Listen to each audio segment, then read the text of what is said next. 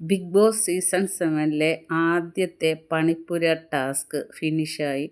കണ്ടസ്റ്റൻസിന് വൻ പരാജയമാണ് ഉണ്ടായത്.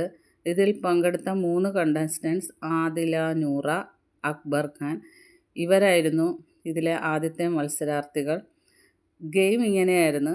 ഒരു ബൗളിൽ കുറച്ച് ചീട്ടുകൾ ഇട്ടിട്ടുണ്ടായിരുന്നു. നിശ്ചിത ടൈമും കൊടുത്തിട്ടുണ്ടായിരുന്നു.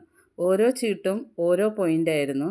575 പോയിൻ്റുള്ള ചീട്ടിന് 16 സെക്കൻഡും 600 പോയിൻ്റുള്ള ചീട്ടിന് 14 സെക്കൻഡും 525 പോയിൻ്റുള്ള ചീട്ടിന് 18 സെക്കൻഡ്, അങ്ങനെ കുറേ ചീട്ടുകളുണ്ടായിരുന്നു.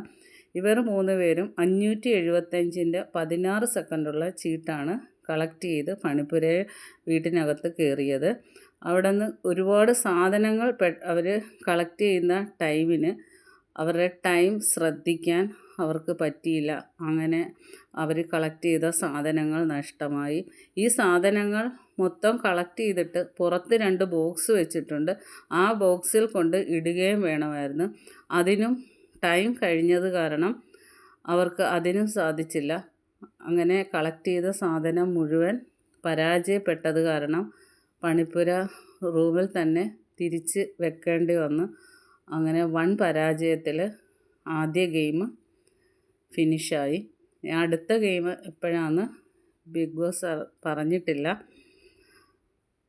എല്ലാവരും ചാനൽ സബ്സ്ക്രൈബ് ചെയ്ത് ലൈക്ക് ചെയ്ത് കമൻറ്റ് ചെയ്യുക.